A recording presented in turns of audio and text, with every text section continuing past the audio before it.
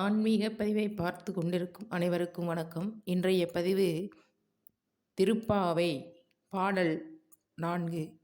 ஆழிமழை கண்ணா ஆழிமழை கண்ணா ஒன்று நீ கைகரவேல்.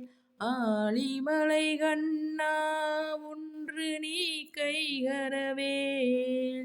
ஆழியில் புக்கு முகந்து கொடு ஆர்த்தேரி. ஊழி முதல்வன் உருவம் போல் மெய்கருத்து பாழியந்தோளுடை பற்பனா பண்கையில்.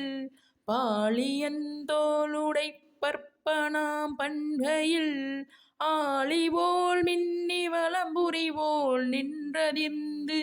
ஆழிபோல் மின்னி வலம்பரி போல் நின்றதிர்ந்து.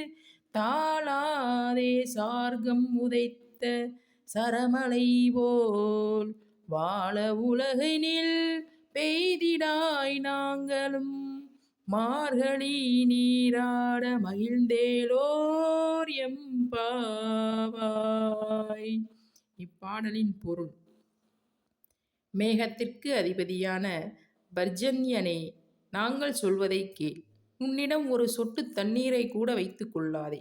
கடல் நீர் முழுவதையும் முகர்ந்து கொண்டு மேலே சென்று உலகாளும் முதல்வனாகிய கண்ணனின் நிறம் போல் கருத்து வலிமையான தோள்களை உடைய பத்மநாபனின் கையில் உள்ள பிரகாசமான சக்கரத்தை போல் மின்னி மின்னலை வீசி வலமுறிச் சங்கு ஒலிப்பது போல் இடி ஒளி எழுப்பி வெற்றியை மட்டும் மீட்டும் அவனது சார்கம் என்னும் வில்லில் இருந்து புறப்படும் அம்புகளைப் போல் மழை பொழிவாயாக. அம்மழையால் நாங்கள் இவ்வுலகில் மகிழ்வுடன் வாழ்வோம். மார்கழி நீராடலுக்காக எல்லா நீர்நிலைகளையும் நிரப்பி எங்களை மகிழ்ச்சியடைய செய்வாயாக. இப்பாடலின் பொருள். இப்பாடலின் விளக்கம்: ஆயர்குலச் சிறுமிகள் மழை வெயிலுக்குரிய தெய்வங்கள் இன்னதென அறிய மாட்டார்கள்.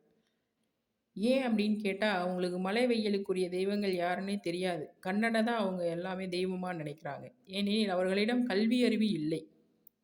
எனவே பொதுவாக ஆழிமழை கண்ணா என்று அழைக்கிறார்கள். ஒரு தோற்றத்துக்கு இவர்கள் கண்ணனையே அழைத்தார்களே என்றாலும் என்ன தோன்றும். நாம் சாதாரணமாக ஒரு குழந்தைய அழைக்க பயன்படுத்தும் வார்த்தை கண்ணா என்ற வார்த்தை. எனவே பர்ஜன்யா என்பதற்கு பதிலாக அவர்கள் கண்ணா என்று அழைத்தார்கள். உடனே கண்ணனும் வந்து அவர்களின் கோரிக்கையை நிறைவேற்றி வைத்தார்.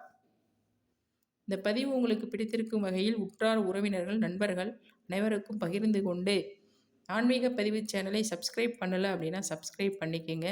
உங்களுக்கு நன்றிய வணக்கத்தையும் தெரிவித்துக் கொள்கிறேன்.